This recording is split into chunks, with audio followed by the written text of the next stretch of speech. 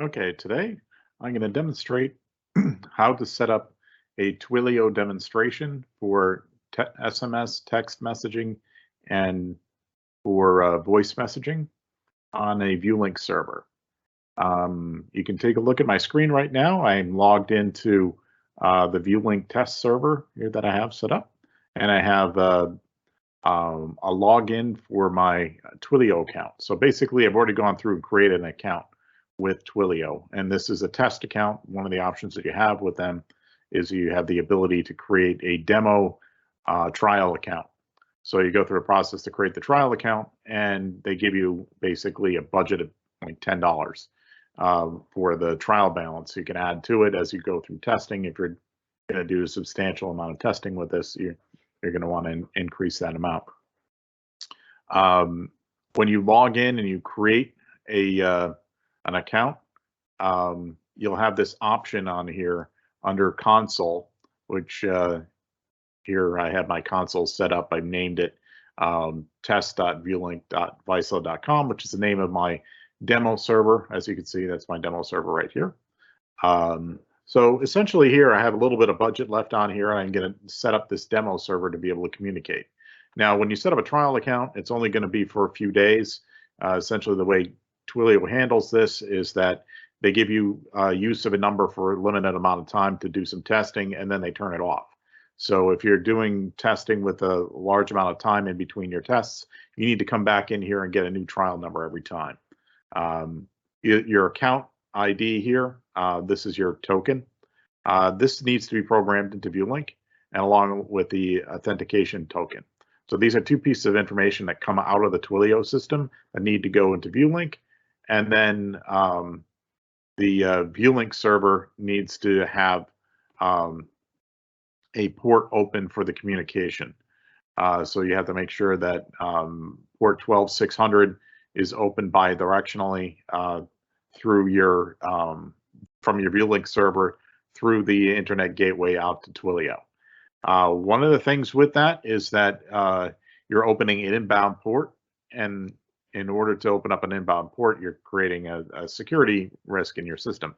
There's a couple of ways to be able to mitigate this. One is to set it up with no inbound port. All that does is it stops the Twilio service from being able to call back in with authentication. So in other words, when somebody actually gets the call or text message, if they respond to the text message, it hits a dead door. Essentially, it can't call back to the server and do that authentication. So essentially, if you use the call and voice that way, where you're not opening up the inbound port, you're still going to be able to get your voice and your text messages out to the cell phones of your users, but they can't use Twilio as a way of getting back to the server and authenticating.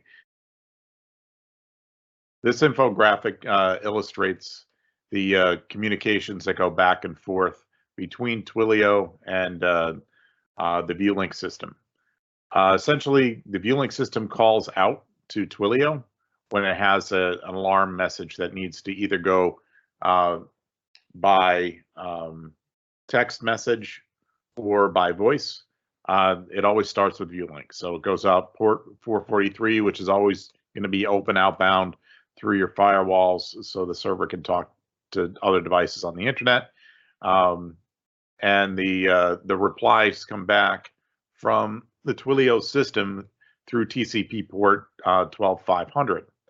Now, in most situations, you're going to configure your inbound gateway to allow data to pass from Twilio into your server through TCP port 12500.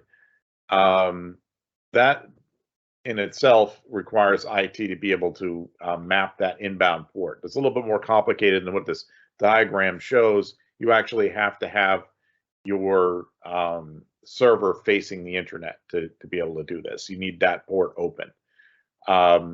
So the way this works is that a text message goes out to Twilio. Twilio forwards that text message to your cell phone, and then you have the option in the SMS interface to be able to send back your PIN code to acknowledge the alarm, and then Twilio will take that information, pass it back to ViewLinc. That's how it authenticates the alarm. And in the case where you have the voice dial, that's a little bit more complicated. It will send a telephone number and, of course, all the account information for the ViewLinc server calling to the Twilio system to initiate an outbound phone call. Now, this is going to be the first number that's on the list. So when you're setting up a call queue, it'll be the first call. And the first call goes out to the first person on the list, and Twilio will call that number. And then when that number answers, the Twilio system will prompt the user for to play the message. So basically, you have to touch a button, and that button actually triggers the API to call back to the ViewLinc system to get the message and play it back. So basically, it asks ViewLinc what's the message to play, and then ViewLinc sends back the text, and Twilio converts that text into audio for you to hear. And that to actually hear that message, that inbound port needs to be open. If you have a situation where IT is stopping you from being able to open up port 2500, your behavior that you're going to see in the system is that ViewLinc will call out to Twilio, will initiate that first telephone call, and then when you go to press the button to acknowledge and play the message, Twilio fails to be able to make the connection back to the server to find out what that message is to play it, and basically your whole session ends. It will give you that middle of the night telephone call, but it won't tell you what it is. So that's the limitations when you don't have that inbound TCP port 12500 open through the firewall. With the SMS, it's a little bit more functional. It'll send the text message to Twilio and all the information, and that Twilio will actually send that out directly to your cell phone. The failure doesn't happen until your cell phone until you try to punch in your PIN code to be able to respond.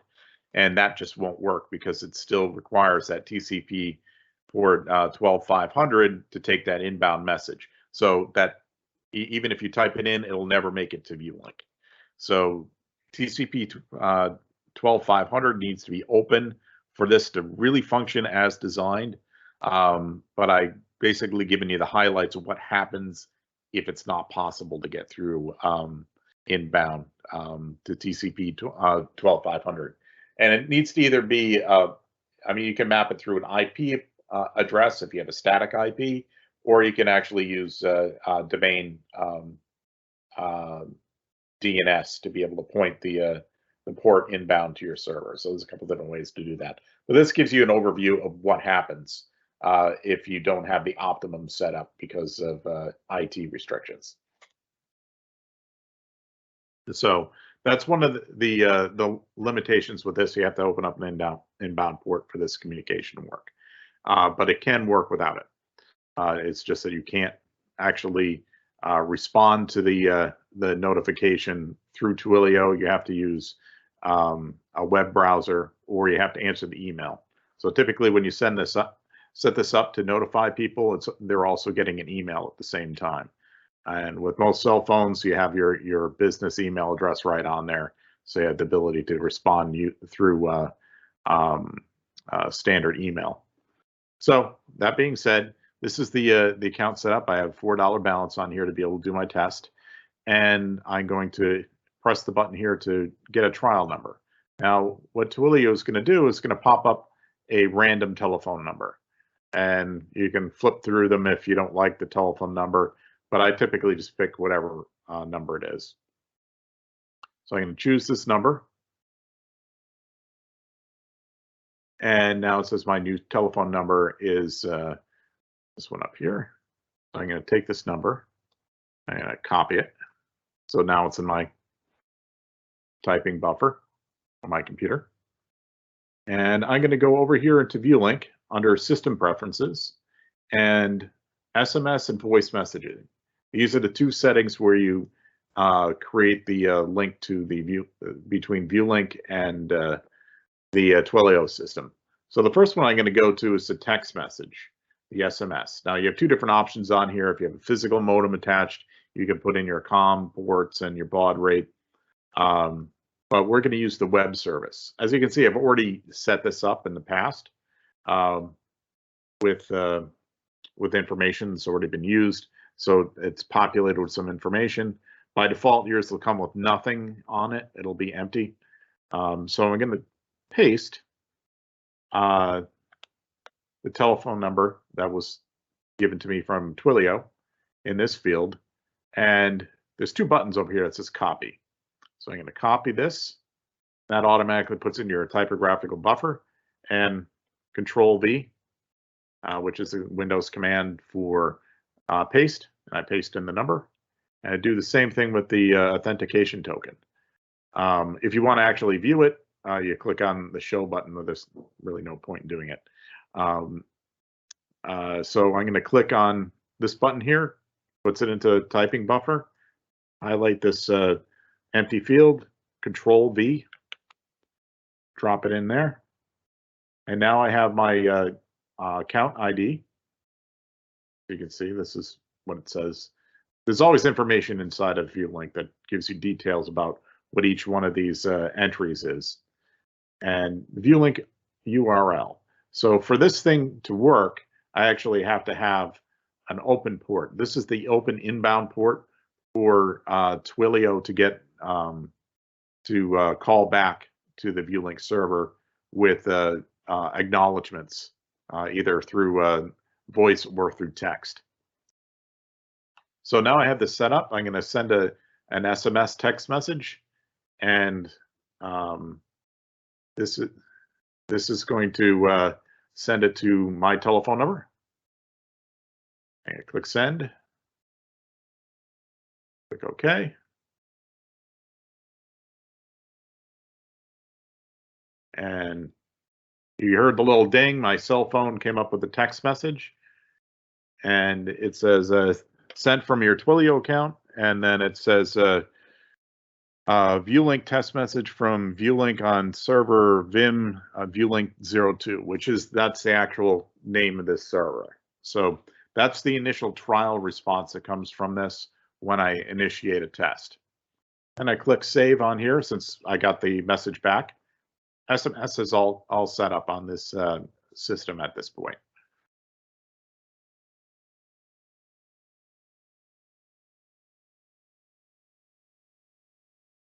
The next is to go to the voice settings, and essentially I'm going to replicate the exact same process. I'm going to take the new telephone number that I have in here. Note that there's always a plus. Okay. So the next step here is to add the trial number.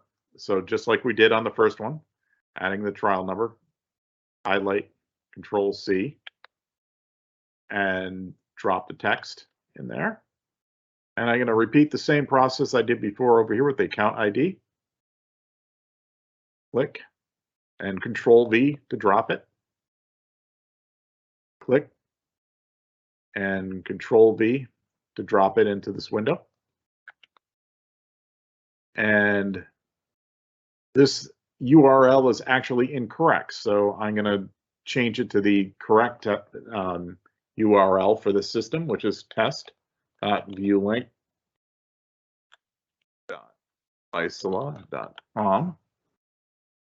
And now it's all set up. So the next step is to actually do a test voice message. And I'm going to pick my telephone number again and click send.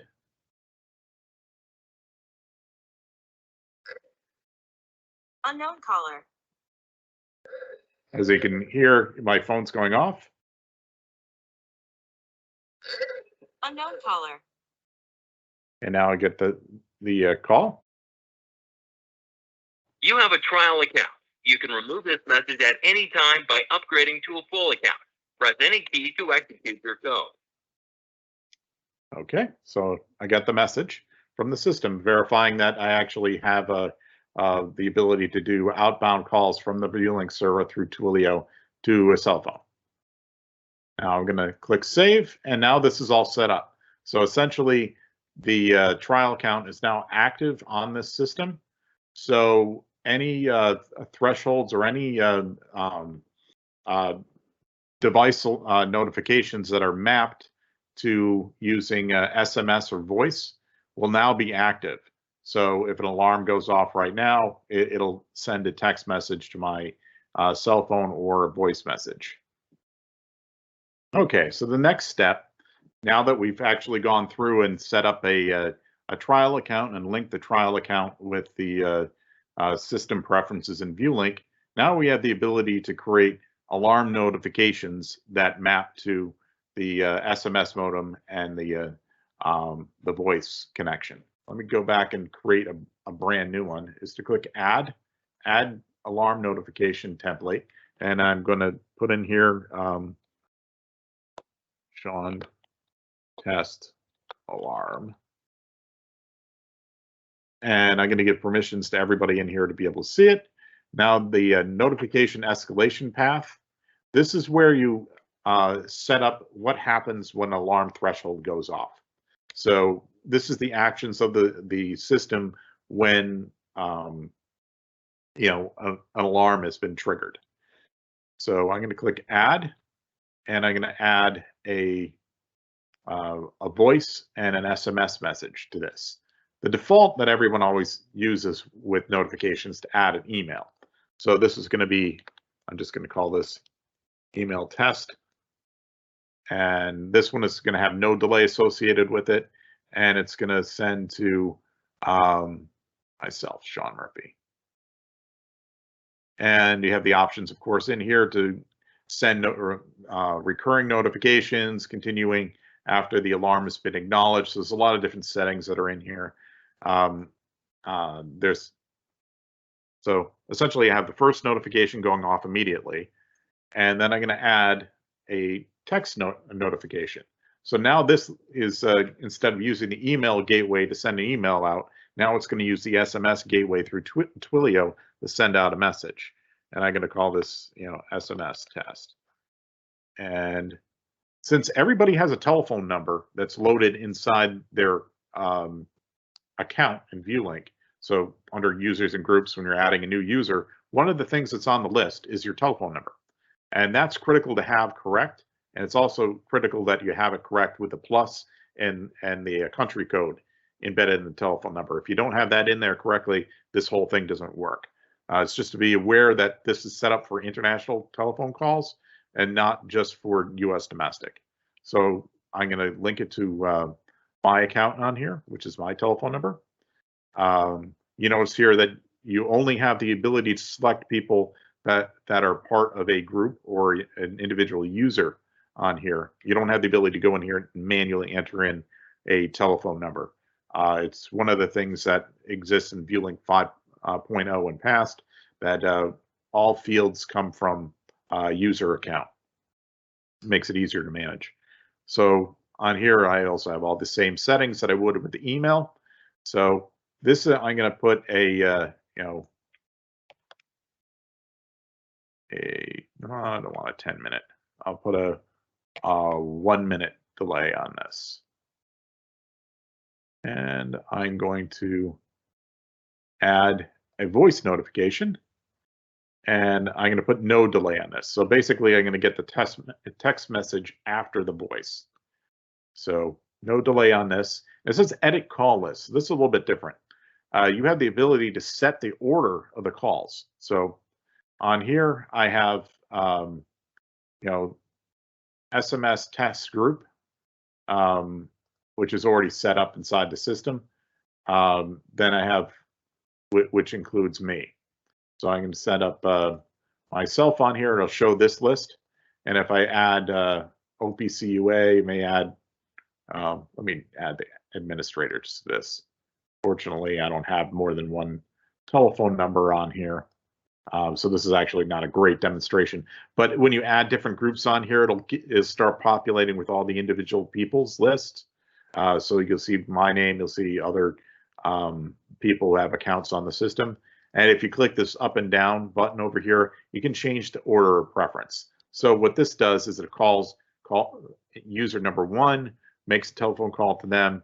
If they acknowledge, it'll stop the propagation to the next person, depending on the settings that are in here, whether it continues the call tree or not. So this sets the order of priority of the phone calls. The calls are only a few seconds long, so basically probably within a minute and a half, it's called everybody on the list. So over here, I'm going to click save. Now I'm going to create the name of this notification to voice test. Save. So now I have an alarm template that I set up that has Sean test alarm. And over here, that gives you a nice little summary saying that there's 1 email, 1 text message, and 1 voice. The command over here, if you're not familiar with it, this is actually used with the web relay, which allows you to trip a relay in a facility, or alarm lights, or send a trigger out to an external system using dry contacts. So right now I have my alarm template for notifications set up, and I have several different thresholds that are in here. I have a couple that are set up to automatically generate an alarm simply by having the threshold set to an extremely low level. And I have one here set up for generate humidity alarm. It's tied to 2 locations on my system here, and both of these are going to be reading above 1% humidity, which this is set for. So if I go to this alarm template and map it to a location, it automatically trips the alarm as soon as that particular alarm goes off. So the way to get to that is to go to Sites Manager and go to the specific locations that have that alarm. Okay, now that I've gone through and I've created a threshold template that trips a voice message and an email instantaneously, and sends a text message based upon humidity being above the limit of 1%, I'm going to go in and activate that threshold alarm on an active humidity sensor. So this is a humidity sensor. I'm here in Sites Manager, and I have a humidity channel over here. This is reading somewhere around 60% relative humidity, so it's way above the point to trip that alarm. And I'm going to add a threshold alarm and map it to that threshold alarm that I set up. So add threshold alarms. I'm going to go to my list and go to the generate RH alarm template that I was looking at before. And this actually is set up to trip at 1% humidity. And now we're going to map that Sean test alarm that I had set up on the that I already set up. So at this point, I have the relative humidity, I have the threshold, I have the limit that's going to trip it. There's no additional delay. You always have the ability to add delays everywhere. An alarm off margin. All this is an ability to stop an alarm from hair triggering back and forth when it goes up or down like 1 decimal place. Another word for this is deadband, which is stop flashing of alarms. ViewLinc scans every minute, so it's not a big deal. It's just a feature in here if you want to suppress the alarms from turning on and off when it's right at the edge. So this is set up with that alarm template that has the text, voice, and email. And once I add this, it becomes active in the system because I'm creating an event where I'm changing all the settings inside of ViewLinc. And now I'm putting an alarm that I already know that this sensor is going to trip as soon as the device is scanned and updates data into ViewLinc and gets the current value. Now this is connected to an AP10 and an RFL, so it's going to take up to 4 minutes for the next value to come into the system to trip this alarm. So I'm going to click add, and now it's active on the system. And sometime over the next four minutes, as this thing goes through and scans and updates itself, it's going to trip the alarm, and I'm going to get a telephone call, and I'm going to get a text message, and I'm going to get an email coming. Unknown caller.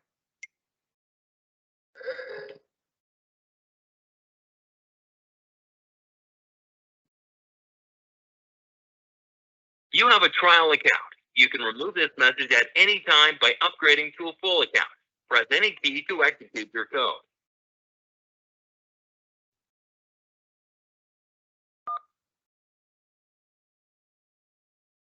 This is an automated notification from your Vizsla ViewLinc monitoring system. 1090758 threshold alarm was recorded on October 20th, 2021, 12:53 and 0 seconds UTC-6. On location, humidity, demo lab. In zone, project engineering test server, ViewLinc demo, Portsmouth, AP10RFL100, indoor locations. Press 1 to repeat this message. Press 2 to acknowledge this alarm and prevent the next person in the list from being called. Please enter your PIN number.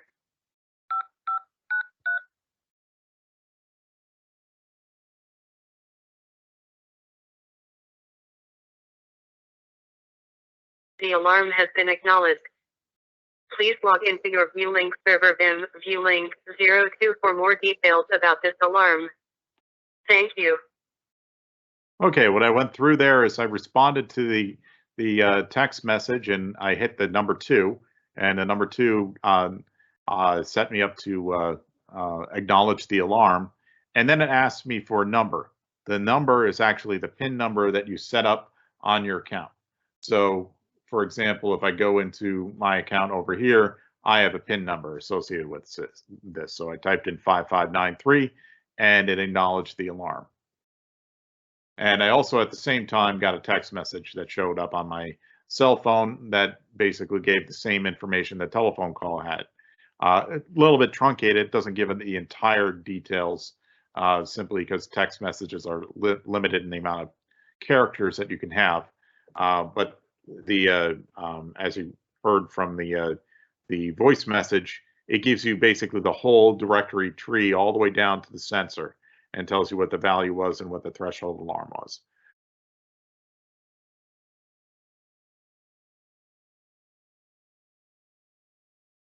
And now I'm going to go into sites and actually demonstrate exactly what happened and put in the timeline. So this is sites. This is the humidity channel that I had the alarm go off on. I'm now looking at this in sites and trend. So I'm going to drag and drop this in here. And this gives me the nice graph of humidity over the last hour. If you're familiar with trend views, you have the ability to set the window, include data markers and real-time values. If I click OK, I can get this to be as short as possible so you can have high resolution, see the specific data points. One of the options on here is to actually show threshold lines. So you see this button down here on the bottom. This says threshold lines. It's by default, it's off. But if I click it on, it'll show my threshold line. So it automatically resets the balance on here. You can play around this to get the RH range to be from 0 to 100%. But essentially, this is picking up at the threshold line is all the way down here at 1%. So you can see for this scan right here, the alarm threshold level was set to 1%. And essentially, this is when the telephone call happened, is when the alarm tripped. So this is logging in, verifying that it had actually exceeded the high threshold. So the high threshold is what the value has to be above in order to trip the alarm. So now the next thing I'm going to do is I'm going to show you the events, because we actually had an event. We had an alarm event. So the way this is set up is immediately goes to the last events that you had on your system. This basically shows my whole login and all the events that I did leading up to the alarm going off and the acknowledgement. The important things to look at on here is that you have a text acknowledgement on here. So this has the details. If I double click on it, it tells you that I got this text message. It's basically a verification that the message went out and was received. And this says that I acknowledge the alarm. So this is basically the details saying that I, using a remote voice, in other words, typing back in that 2 and then putting in my PIN number, acknowledge this alarm. And that PIN number and my cell phone number, those two things verify it was me inside the system. And this basically says that the call list terminated. In other words, I basically acknowledged the alarm. I stopped it from going on to the next caller on the list. So this gives you the detail for what happened with Twilio, but you also see the email text subject. So I got an email that came out of the system at the same time, and this one gives me what the email subject is, essentially saying that there's a ticket number that comes out of the ViewLinc system, and it tells me exactly what happened, time generated, and the 2 places it went to. If you notice on here, this is an interesting little thing that you can do with ViewLinc systems, which is to use the text to email to text conversion. So I have 2 different email addresses on here for email. I have the one that's set up with my telephone number and vzw.net, which is Verizon.net, which is my cellular phone service. So essentially, I'm using text conversion here to be able to bypass the need for Twilio SMS. But it's not always available everywhere, and not every cell phone supports this. And my regular email address. So it's sending an email here, and it's sending an email here to my cell phone, but it's sending the actual text from the email. So some things get dropped off when you set it up this way. You kind of have to play around with the settings to make sure that this actually sends the email in a short enough path that actually fits inside a cell phone. So it's a little bit of tweaking that's necessary to get this to work properly. But essentially, this is the email information verification that email went out, and it actually sent it to both a cell phone and to my email account.